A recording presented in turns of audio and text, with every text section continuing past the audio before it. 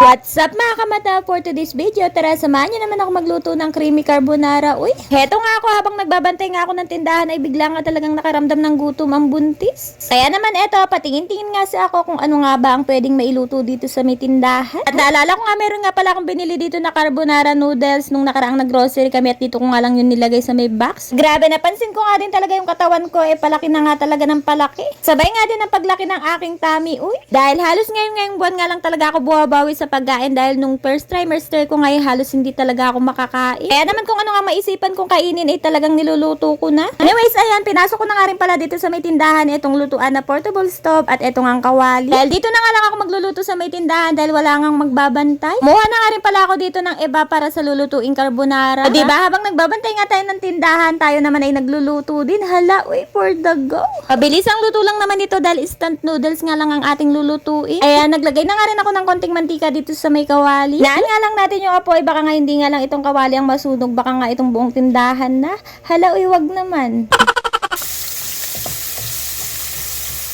Eto nga, pinirito ko nga lang itong in-slice kong ham, tapos sinunod ko naman inilagay itong ebap. Di na nga rin pala ako nag-isa pa dyan na kung ano-ano dahil mabilis ang luto lang naman ito. Nung kumulo na nga ako itong ebap, nilagay ko na nga itong pasta. Di ko nga alam kung ano nga ang magiging lasa ng niluluto ko na yan, basta ang importante ay makain ko nga yung cravings ko. Uy, syempre palalambutan nga muna natin itong pasta, kaya ayan, tinakpan ko nga muna siya. Eto nga, pagbukas ko nga, napansin ko nga na natutuyuan na siya, kaya naman nilagyan ko nga siya ng konting tubig. Eto nga ho, unti-unti nang lumalambot itong ating pasta. Mas masarap nga din nga ho kapag lalagyan nga ito ng cheese, kaya naman ito naglagay na ako. Mozzarella cheese nga pala yung nilagay ko dyan, pero pwede naman kayong gumamit ng melt cheese or bahala na nga kayo kung ano nga ba ang cheese na gusto nyong ilagay dyan. At eto nga ba kumukulo ay napansin ko nga na parang may kulang nga dito sa aking niluluto. Uy, at eto na nga, muntikan ko pa nga makalimutan ilagay itong mga ingredient ng carbonara. Kaya naman na yan, tinanggalan ko na nga muna siya ng apoy habang nilalagay nga itong mga ingredient. Buti na nga lang talaga hindi pa nga huli ang lahat bago ko nga naalala kung hindi kakain nga tayo ng walang lasa. Uy, at nakukulangan pa nga ako sa cheese na nilagay ko, kaya naman ito dinagdagan ko pa nga. O diba, sa cheese pa nga lang talaga nga namang matatakam ka na. At eto na nga, finally mga kamata, naluto na nga rin itong ating creamy carbonara. Uy, kaya naman ano pang hinihintay na natin, tikiman na. Eto na guys, tikman na natin yung niluto nating creamy carbonara. Ayan.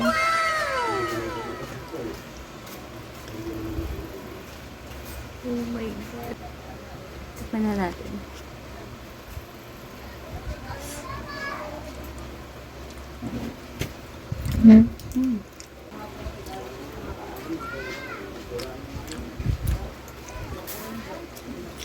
Sarap.